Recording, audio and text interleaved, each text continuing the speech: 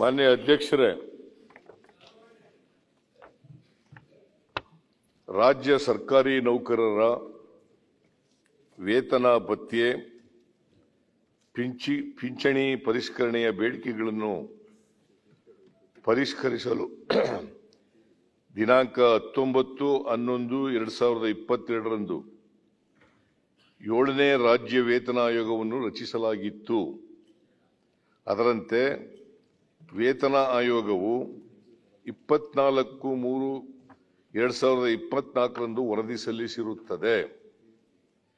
7ನೇ ರಾಜ್ಯ ವೇತನ ಆಯೋಗದ ಶಿಫಾರಸಿನಂತೆ ಸರ್ಕಾರಿ ನೌಕರರ ವೇತನ ಸಂಬಂಧಿತ ಭತ್ಯೆ ಪಿಂಚಣಿಯನ್ನು ದಿನಾಂಕ 1/7/2022ರಿಂದ ಅನ್ವಯವಾಗುವಂತೆ ಪರಿಷ್ಕರಿಸಿ ದಿನಾಂಕ 1/8/2024ರಿಂದ ಅನುಷ್ಠಾನಗೊಳಿಸಲು ದಿನಾಂಕ 15/7/2024ರ ಸಚಿವ ಸಂಪುಟ ಸಭೆಯಲ್ಲಿ ತೀರ್ಮಾನಿಸಲಾಗಿರುತ್ತದೆ.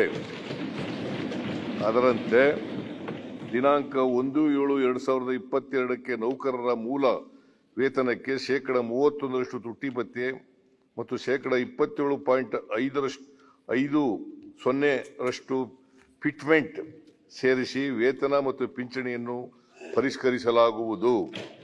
ಇದರಿಂದ ನೌಕರರ ಮೂಲ ವೇತನ ಮತ್ತು ಪಿಂಚಣಿಯಲ್ಲಿ ಶೇಕಡಾ 58.50% ಹೆಚ್ಚಳವಾಗುತ್ತದೆ. ಮನೆ ಬಾಡಿಗೆ ಭತ್ಯೆಯಲ್ಲಿ ಶೇಕಡಾ 30% ಹೆಚ್ಚಳವಾಗುತ್ತದೆ.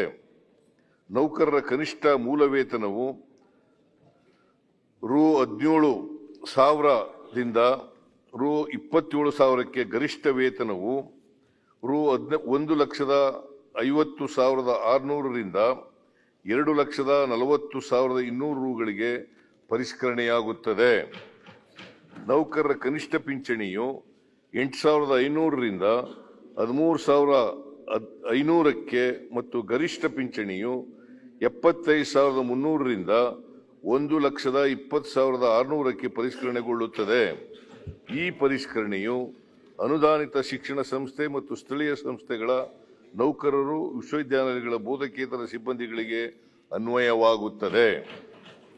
ನೌಕರರ ವೇತನ ಪರಿಷ್ಕರಣೆಯಿಂದ ರಾಜ್ಯ ಸರ್ಕಾರಕ್ಕೆ ವಾರ್ಷಿಕ 20,208 ಕೋಟಿಗಳಷ್ಟು ಹೆಚ್ಚುವರಿ ವೆಚ್ಚ ಉಂಟಾಗುತ್ತದೆ. ಈ ಹೆಚ್ಚುವರಿ ವೆಚ್ಚಕ್ಕೆ 2024-25 ಆಯವ್ಯಯದಲ್ಲಿ ಅಗತ್ಯ ಅನುದಾನವನ್ನು ಮೀಸಲಿಡಲಾಗಿದೆ. ಇದು ಯೋಜನೆ ಆಯೋಗನ 7th ಪೇ ಕಮಿಷನ್ ಅದನ್ನು ಜಾರಿ ಮಾಡಲಿಕ್ಕೆ ನಿನ್ನೆ ಒಪ್ಕೊಂಡಿದ್ದೀವಿ. ಅದು 1/8ರಿಂದ ಜಾರಿಗೆ ಬರ್ತದೆ. ಎಲ್ಲ ನಾವು ಕೂಡ ಅಭಿನಂದನೆ ಇಡೀ ನಮ್ಮ ಸರ್ಕಾರ ನೌಕರರ ಪರವಾಗಿ ನಾವು ಕೂಡ ಅಭಿನಂದನೆ ಸಲ್ಲಿಸ್ತೇವೆ ಸದನವೇ. ಈಗ ಮಾತಾಡಿದ್ರೆ ಊಟದ ನಂತರ